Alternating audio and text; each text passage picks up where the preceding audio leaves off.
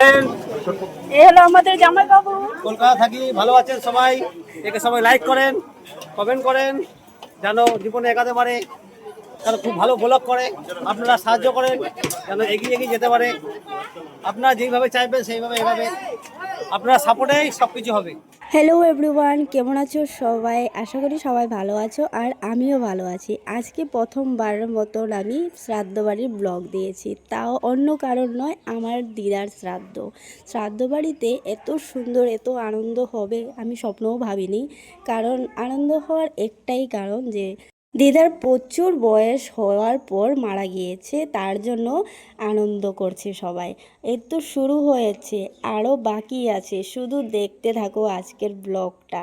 এই হলো খাওয়া দাওয়ার পালা। সবাই খাওয়া দাওয়া করে এখানে আমি চলে এসেছি।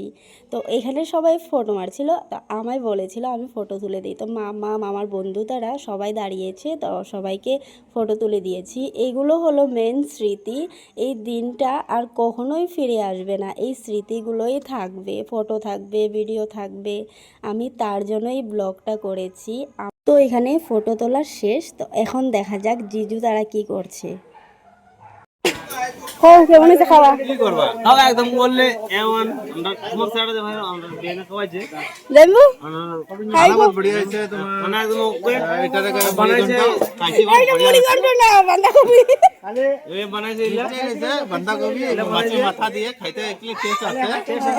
তোমার এটা বড়িয়া লাগছে, সুন্দর আছে, এক্সপেরিয়েন্স ভালো, একদম একদম সুন্দর, একদম হেভি। রাঁধুনি ঠিক আছে আপনার, যে ক্যামেরাম্যান রাঁধুনি ঠিক আছে।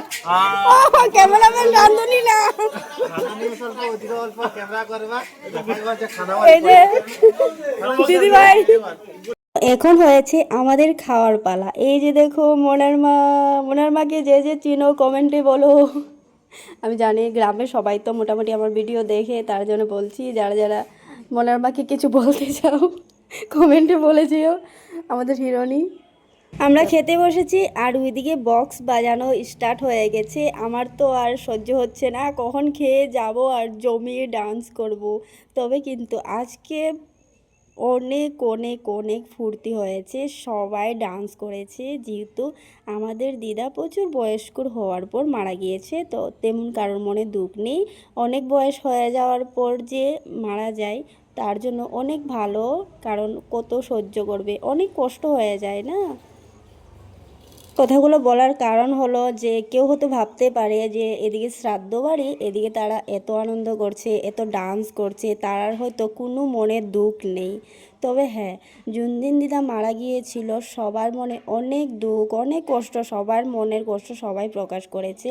আজকে যেহেতু দিদার লাস্ট বিয়ে বলে কথা, এটা আমরা এটা শ্রাদ্ধ বলে নয়, দিদার লাস্ট বিয়ে বলে আমরা এনজয় করছি। মামা তারাও বলছে আমার মার বিয়ে তোমরা জমিয়ে ফুর্তি করো, তার জন্য আমরা জমিয়ে ফুর্তি করছি। এই স্মৃতিগুলো, এই দিনগুলো কখনো আর ফিরে আসবে না, তার জন্য মনে কোনো দুঃখ কষ্ট নেই, সবাই ফুর্তি করছি। আর এদিকে মামি আমায় আর দিদিভাইকে শাড়ি দিয়েছিল।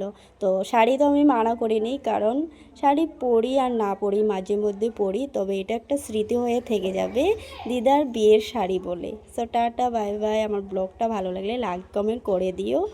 Bye bye.